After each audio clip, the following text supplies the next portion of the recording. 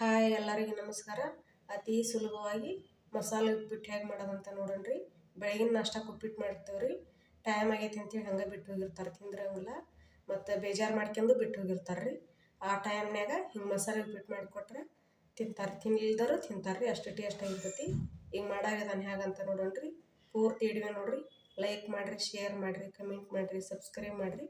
ಈಗ ಮಾಡೋ ವಿಧಾನ ಹೇಗಂತ ನೋಡೋಣ ಬರ್ರಿ.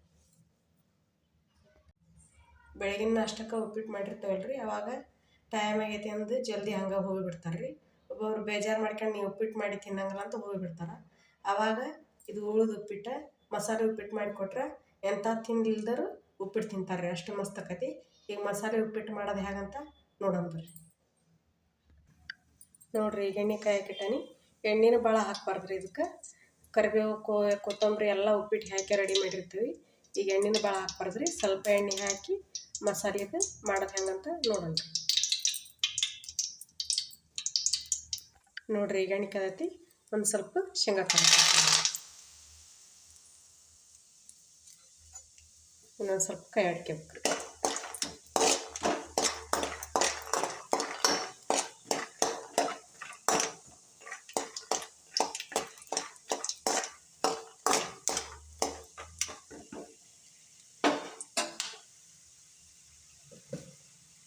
ನೋಡಿರಿ, ಅವು ರೆಡಿಯಾಗಿ ಬೆಂದವು. ಈಗ ಸಾಸಿವೆ ಜೀರಿಗೆ ಹಾಕ್ಯಂತ ನೋಡಿರಿ.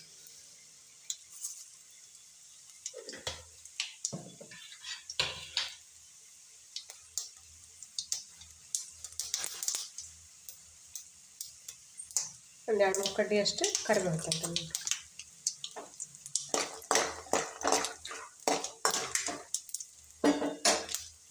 ಒಂದು ಈರುಳ್ಳಿ ಹೆಚ್ಚಿಟ್ಕೊಂಡು ಈರುಳ್ಳಿ ಹಾಕ್ಯಂತ ನೋಡಿರಿ.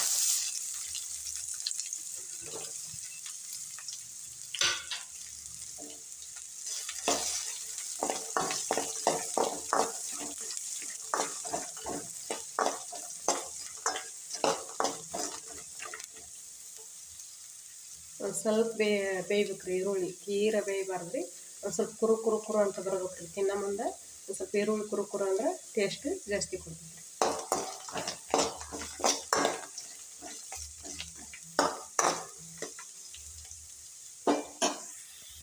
ಈಗ ಇದಕ್ಕೊಂದು ಸ್ವಲ್ಪ ಗರಂ ಮಸಾಲೆ ಹಾಕ್ಯಂತ ನೋಡಿರಿ. ಈರುಳ್ಳಿ ಒಂದು ಸ್ವಲ್ಪ ಬೆಂದೈತೆ ರೀ.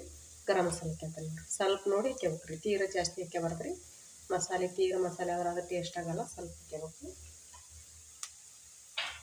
ಈಗ ಖಾರ ಪುಡಿ ಹಾಕ್ಯಂತ ನೋಡಿರಿ.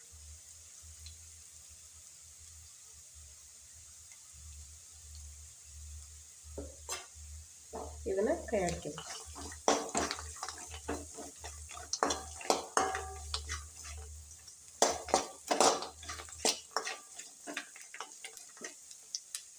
ಉಪ್ಪಿಟ್ಟು ರೆಡಿ ಮಾಡಿ ಇಟ್ಕೊಂಡವಲ್ರಿ, ಉದುರದೆ ಅದನ್ನೀಗ ಉಪ್ಪಿಟ್ಟು ಹಾಕ್ಯಂತ ನೋಡಿರಿ.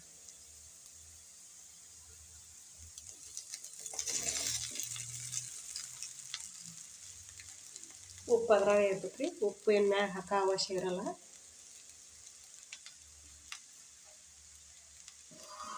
ಈಗ ಇದನ್ನು ಸವಾನಾಗ ಮಿಕ್ಸ್ ಮಾಡ್ಕೊಂತ ನೋಡಿರಿ.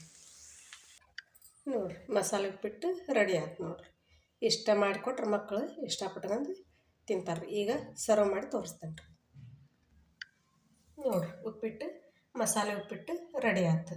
ಈ ಥರ ಮಾಡಿಕೊಟ್ರೆ ಮಕ್ಕಳು ಇಷ್ಟಪಟ್ಟು ತಿಂತಾರೆ ರೀ. ಇದನ್ನು ಹಂಗನ್ನು ತಿನ್ಬೋದು ರೀ.